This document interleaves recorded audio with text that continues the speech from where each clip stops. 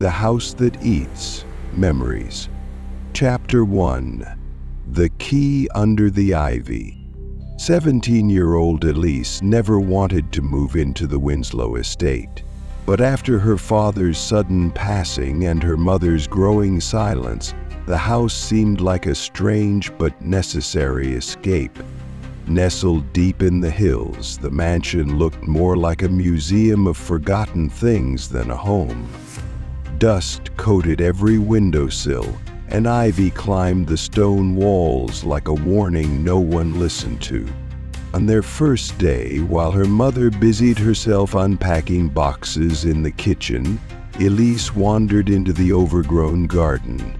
The air smelled like wet soil and secrets. As she stepped near the crumbling porch, her shoe struck something metal. Kneeling, she pulled back a thick patch of ivy and unearthed an old rusted key. Ornate, cold, and oddly familiar. She brought it inside, brushing the dirt away. It had no tag, no matching lock in sight. But as soon as she touched it, a strange chill crawled up her arm. That night, the key appeared in her dream. She stood before a glowing door deep in the mansion's hallways, one that wasn't there in daylight. While the key pulsed with a faint golden light in her palm. In the morning, Elise found the key lying on her bedside table. She could have sworn she left it downstairs. At breakfast, her mother seemed distant. When Elise mentioned the move, the reason they came, her mother blinked. "What do you mean, honey? We've always lived here." A wave of confusion washed over Elise. Her mother didn't remember the funeral, didn't remember their apartment, didn't remember what they had come to the Winslow estate to forget.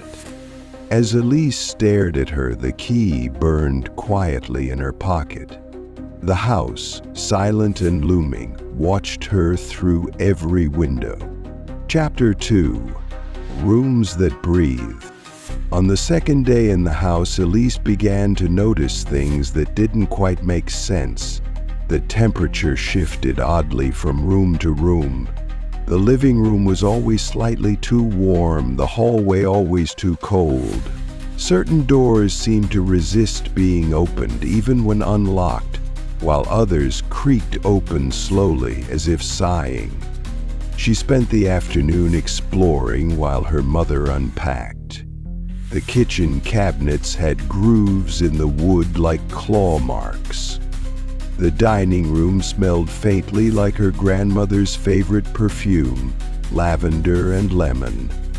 Even though her grandmother had never stepped foot in this house, in one upstairs bedroom she paused.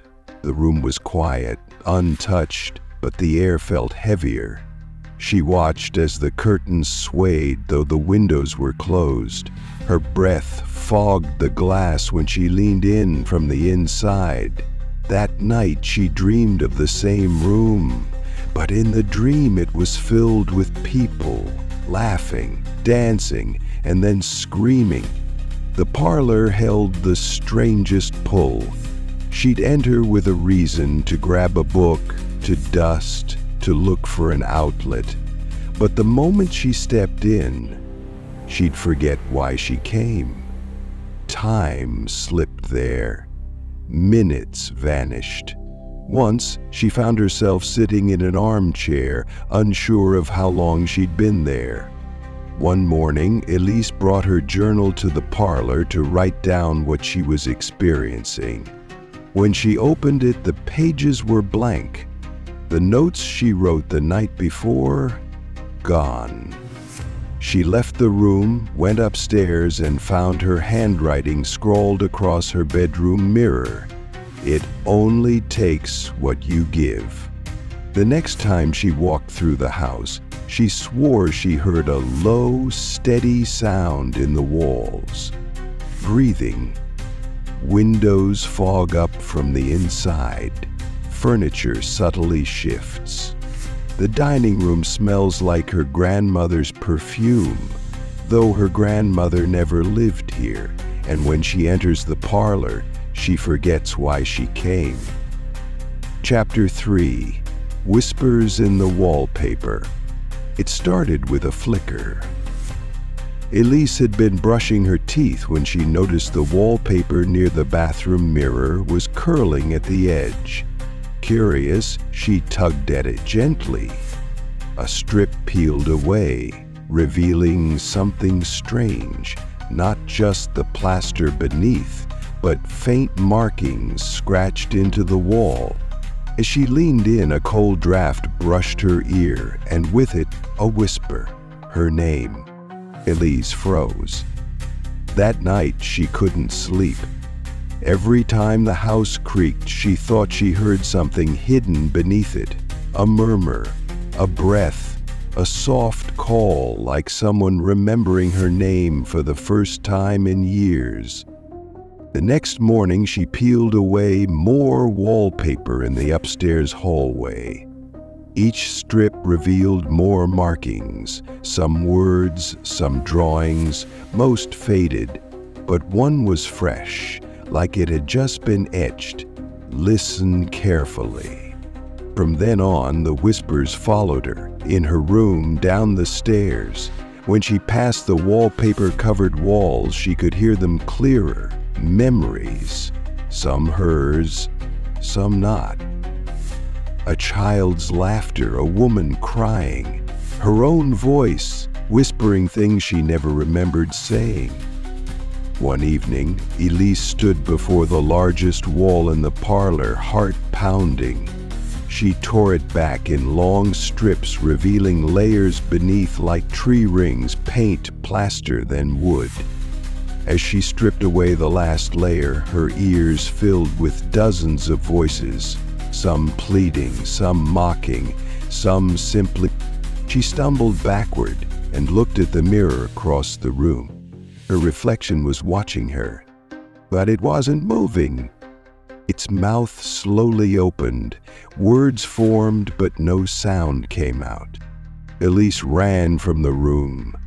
But that night in her dream, the voices returned. They told her stories, stories she didn't know, stories that felt like they belonged to the house itself. When she woke, the mirror was fogged, and written in the center was one phrase. Let us out, faint whispers calling her name. Every night after, the whispers return, growing louder as more wallpaper peels on its own. They speak in riddles and memories, including ones that aren't hers. Her reflection starts mouthing words she can't hear. Chapter 4. The locked door at the end of the hall.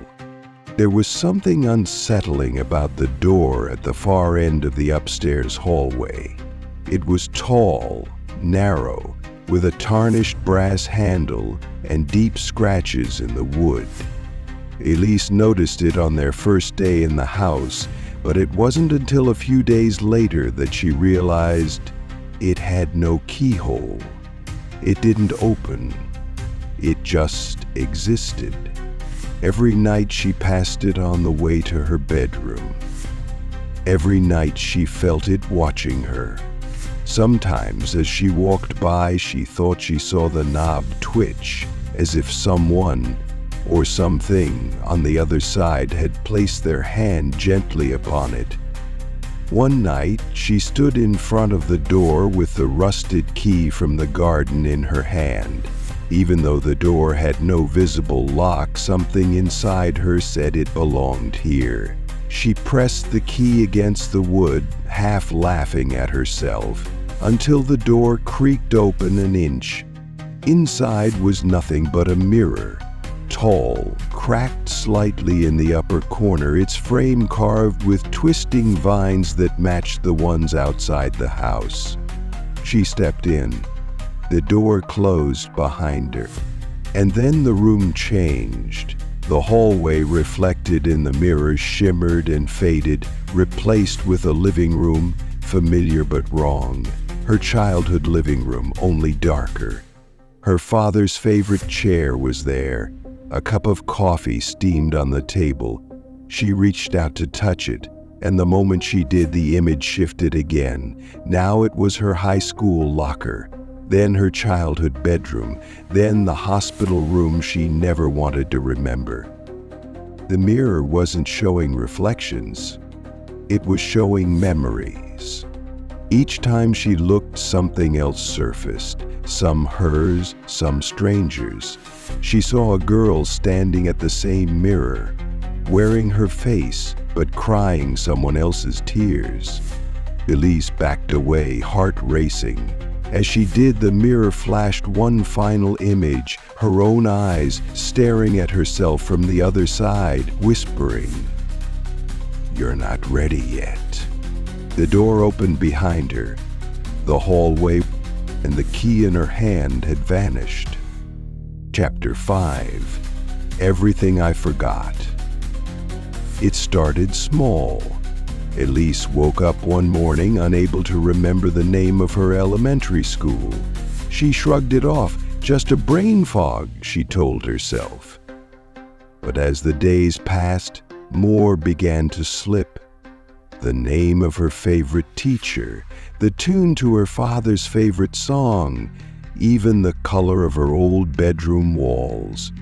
When she opened her journal to find comfort in her own words, she found the pages blank. Only yesterday she had filled them with observations, drawings, and lists of things to hold on to. But now the ink was gone, as if the pages had consumed the words in the night. She asked her mother if she remembered Elise's birthday. Her mother blinked. "Of course," she said, but didn't say when. Elise asked if she remembered their old home, the one they lived in before Winslow. Her mother frowned. "We've always been here." Elise's heart sank. She began sticking post-it notes around the room, writing memories on her arm in pen. She left herself voice messages on her phone, but even the recordings glitched, cutting off halfway or playing sounds she didn't remember making. One morning she woke with a tight knot in her stomach. Something had changed. She walked to the mirror and found a note taped to the corner in her handwriting. "Don't let it take you. This house eats what hurts and what heals." Elise stared at the message. What did she mean by that? Had she already forgotten? That day, while walking through the dining room, she caught her reflection in the glass cabinet. For a moment, she didn't recognize her own face. Her features looked older, tired, like she'd lived 1,000 memories and forgotten every one. She realized then, the house didn't just erase, it devoured, and it had already taken more than she could remember. Chapter 6. The girl in the mirror isn't me. The mirrors became more than reflections. They became warnings. It started when Elise caught her reflection pausing a second too long after she turned away. At first, she thought it was stress or maybe poor lighting, but it kept happening. Every mirror in the house, bathroom, hallway, even the warped glass in the old wardrobe, started showing signs of delay, hesitation. Her reflection would blink slower, frown when she smiled, mimic movements with an eerie lag. Then came the night she walked past the mirror at the end of the hallway. Her reflection turned its head to look at her before she had moved.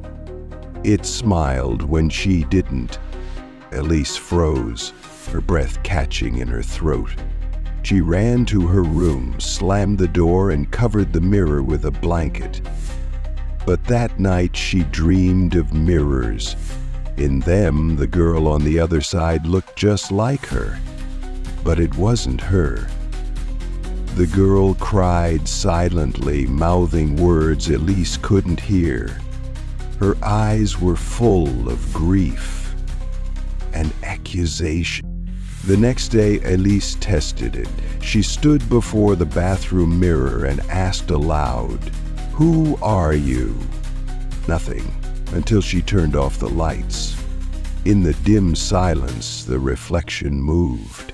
It raised its hand, pressed it against the glass, and whispered, "You forgot me."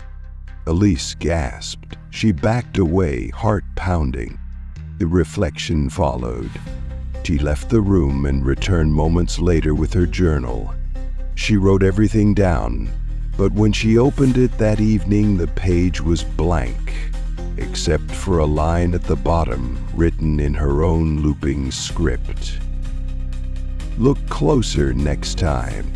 Over the next few days, she began to see flashes of the girl in places beyond the mirror. The reflection in a puddle, the glint of glass in a picture frame. Always watching, always silent. And one night, as Elise stared long into the mirror again, she finally asked, "What did I forget?" The girl on the other side smiled gently. Chapter 7. The hallway that shifts. The house changed when no one was watching. It started with a creak in the night. Elise would walk down the same hallway to the kitchen for water, only to find herself standing at a door that hadn't been there before. The attic stairs, once narrow and straight, now twisted slightly left. A mirror near the guest room reflected a hallway that didn't match the one she was in. She tried to dismiss it. Old houses creak, old houses move, but the changes kept coming. One morning, her bedroom window showed a view of the garden below. The next day, it showed thick woods. The next, fog. She began marking her path with chalk, a small X near her room, an arrow pointing back to the stairs. But every morning the marks were gone. Sometimes they were replaced with words she hadn't written. Once, she found a chalk drawing of herself asleep in bed, the word "remember" beneath it. The house was shifting, reshaping. Doors began leading to the wrong rooms. She stepped into the study and emerged into the kitchen. A closet door opened onto a narrow hallway she didn't recognize. She followed it step by step, only to arrive back where she started. Worse were the moments when the house seemed to anticipate her. She'd reach for a doorknob and it would turn on its own. Lights flickered in rooms she hadn't entered. Footsteps echoed ahead of her in hallways that shouldn't exist. She realized then, the house wasn't built to be understood. It was built to be felt, to confuse, to unmake. It wasn't haunted by ghosts. It was haunted by memory, and it was rewriting the space to reflect what was forgotten, and Elise was running out of places to hide. Chapter 8.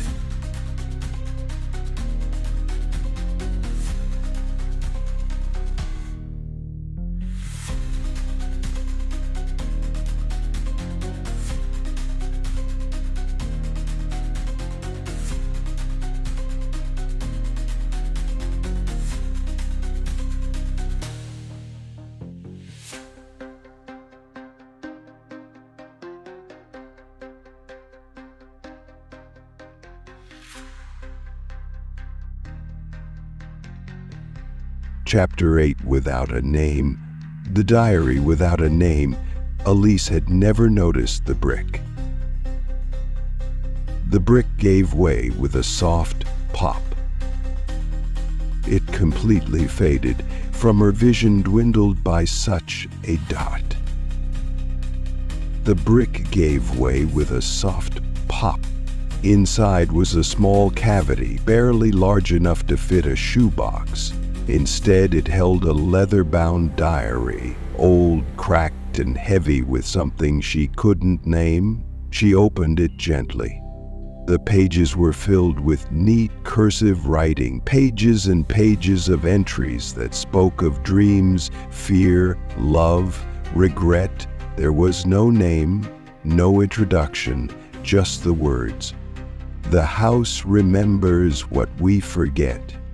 As Elise read on, a chill ran through her. The experiences written within mirrored her own. A girl haunted by mirrors, voices behind walls, shifting hallways, a mother who forgot too much. The details were uncanny. Then came the dates. Some matched hers exactly. Same month, same year. She turned another page. The entries began to change. They weren't just observations, they were warnings. "Don't let the house name you," one read. "It takes your story before you're ready." Another page bore only one sentence: "If you find this, I didn't make it out." And then the last page. The handwriting was identical to hers. "You know who I am." She dropped the book. Her hands trembled. Elise picked it up again, checked the cover, the back, nothing else. But when she looked at the last page once more, another line had appeared beneath the message. "Finish what I couldn't." The house creaked softly, as if it had been listening the entire time. Chapter 9. A room for every regret. The hallway appeared on a rainy afternoon. Elise had been following a dripping noise, something rhythmic like a leaky pipe. She turned a corner and there it was, a corridor that had never existed before. Narrow, dimly lit by flickering sconces, the walls lined with closed doors. Each door was labeled with a single word. One read, "regret." Another said, "silence." Another simply, "before." Drawn by a force she didn't understand, Elise opened the first door. Inside was a memory fully formed, vivid. Her father sat at the kitchen table holding a birthday card she never gave him. She stepped forward, but he didn't see her. The scene played like a recording, emotion and all, before fading. The next door showed her final conversation with her best friend, harsh words she didn't mean, said in fear, not truth. Another door led to a hallway in her old school, where she'd walked past someone crying and never stopped to help. With each room, the weight in her chest grew heavier. Then she reached the final door.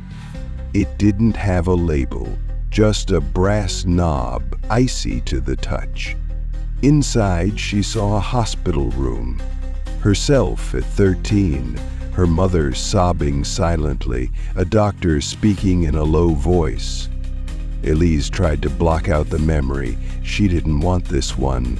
It was too much, too buried, too painful. But the house had decided she needed to remember. As the memory faded, Elise stumbled backward, breath shaking. The hallway behind her seemed longer now, the doors darker. But for the first time, she felt something else. Relief. She hadn't healed, but she had remembered, and the house for now allowed her to leave. Chapter 10.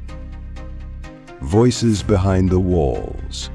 The whispers grew louder each day. What once sounded like a distant hum beneath the floorboards became unmistakable.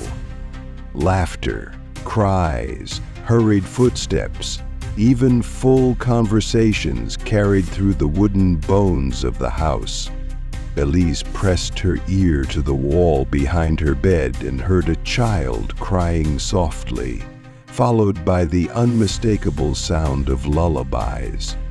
In the study, she heard two people arguing about something she didn't understand. In the kitchen, she heard a woman repeating a name, her name, over and over. She tried to record it on her phone. Late one night, she left the recorder on the fireplace mantel where the sound was strongest. In the morning, she played it back. At first, silence.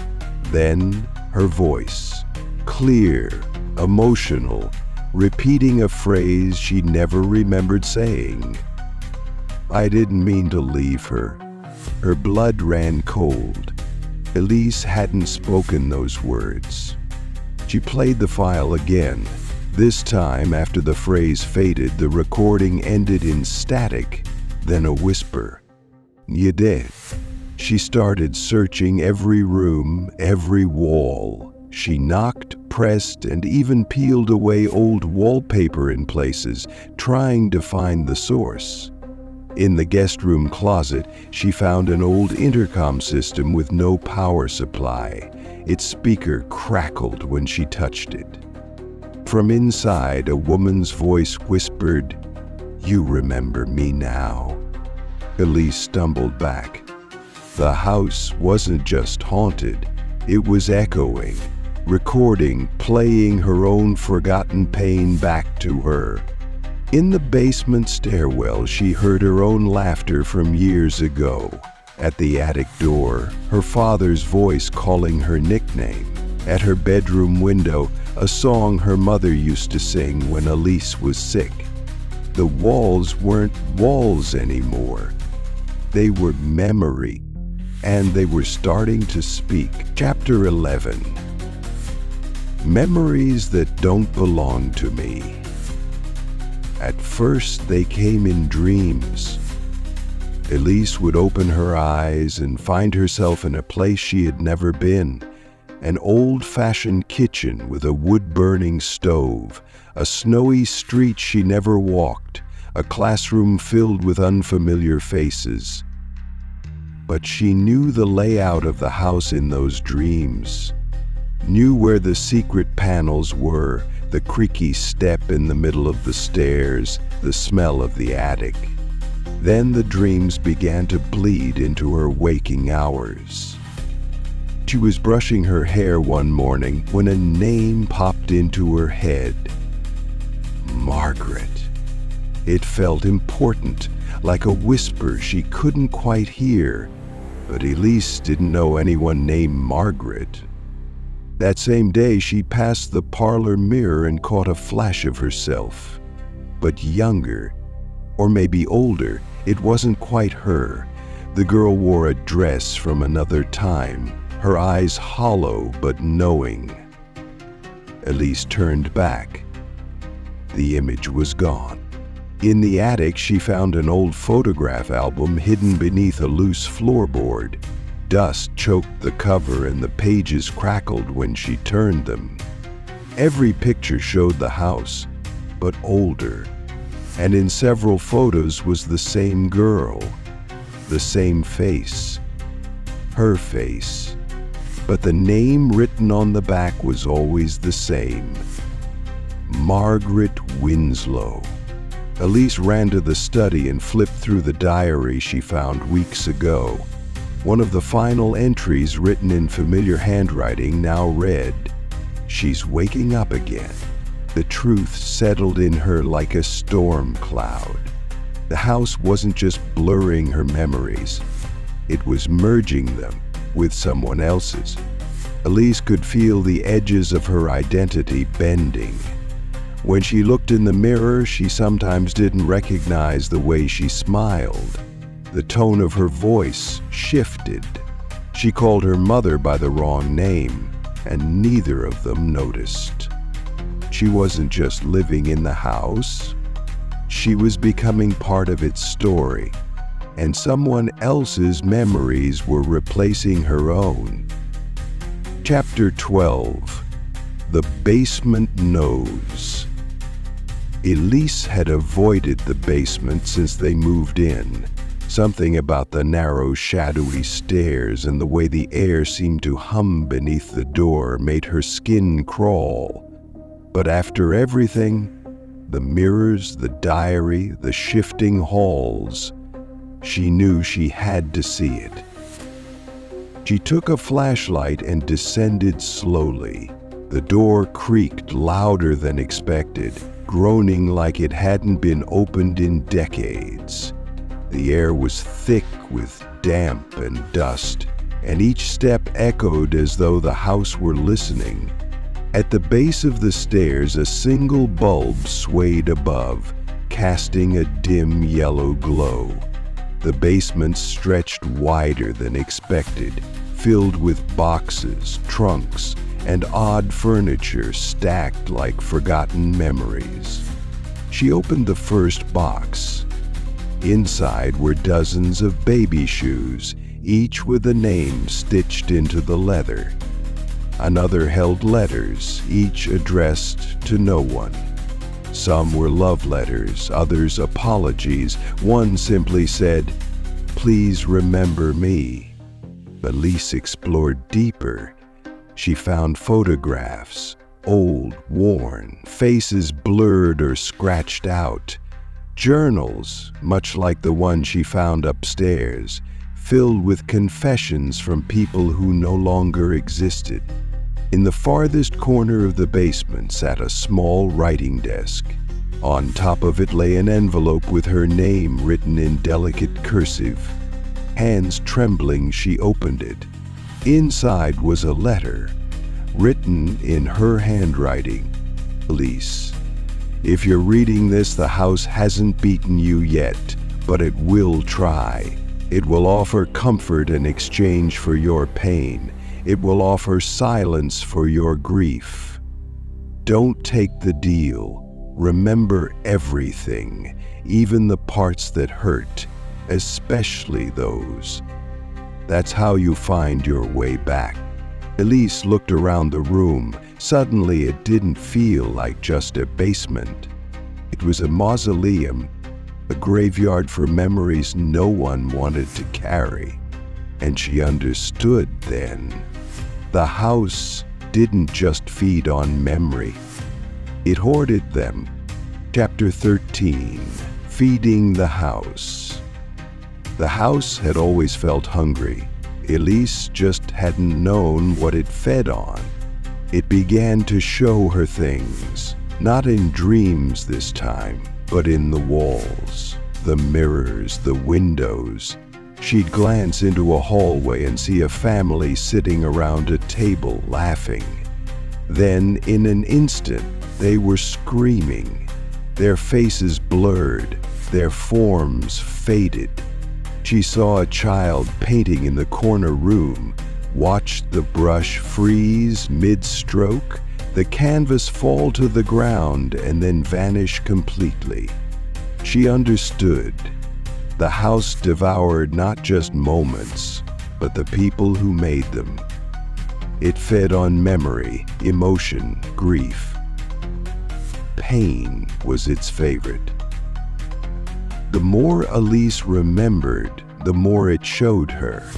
Visions of the families that lived there before, couples who came to heal and vanished in silence, children who spoke to mirrors until they no longer spoke at all, a woman who wrote letters to a sister who never arrived, a man who nailed shut every door before disappearing behind one. The house had grown full over generations, full of regrets, full of people who had nowhere else to carry their sorrow. Elise found herself at the center of it.